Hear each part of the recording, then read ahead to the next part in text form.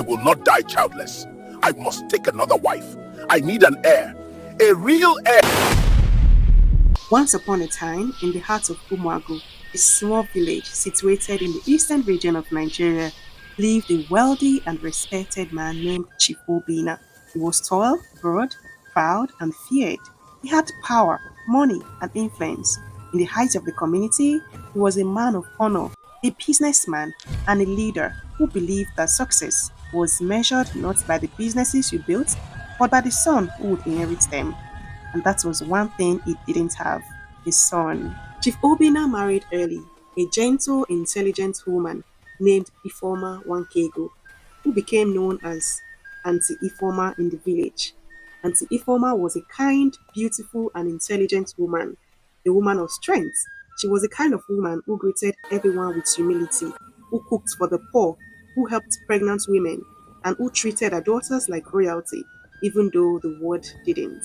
But to her husband, she was just one thing and one thing only, a woman who failed to give me a son. Their first child was a girl, Ada, a beautiful baby with curious eyes and wise spirits. Chief Obina looked at her and forced a smile. Next one will be a boy.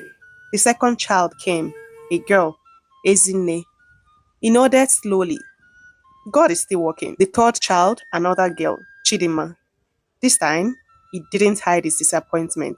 He walked out of the room, refusing to hold the newborn. Auntie Ifoma endured years of whispers from the neighbors, pitying glances from the market women, and harsh words from her husband. When the whispers about her inability to give Chief Obina a son grew louder, the village women began offering their unsolicited advice, as if she was a machine that could be programmed to produce a boy. Don't eat too much okra. It makes women give birth to girls. Sleep on your right side during your fertile days. Oh, drink bitter leaf water every morning during conception. The woman must not reach climax so the man's seed can overpower us. Ridiculous myth. Dangerous advice. Yet, she tried everything, not because she believed them, but because she was desperate to save her home, her marriage, and her dignity. She visited herbalists in the next village.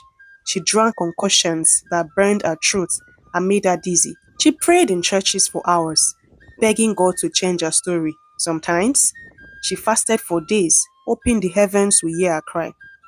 She even avoided certain foods, avoided certain positions, avoided certain activities, just because someone said, "This is why you are giving birth to girls."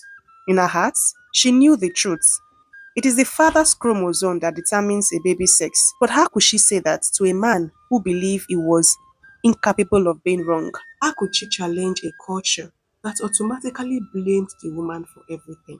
Still, she carried the burden alone. At night, she cried quietly so the children wouldn't hear. She held her daughter's clothes, feeling both love and guilt. Guilt for failing them, guilt for not being able to stop their father's rejection. She prayed that her next pregnancy would be a miracle. When the fourth baby, tiny, delicate Amarachi, arrived, the midwives were afraid to tell him.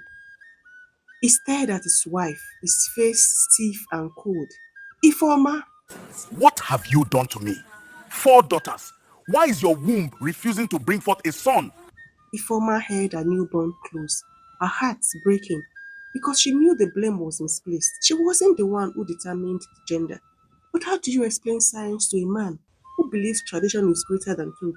He turned and said the words that crushed her spirit. A man without a son is not truly a I man. will not die childless. I must take another wife. I need an heir. A real heir. From that night on, the shift was undeniable. Chief Obina stopped entering the wife's room. He stopped calling her by her name. He stopped showing her even the smallest kindness. He insulted her in front of the children.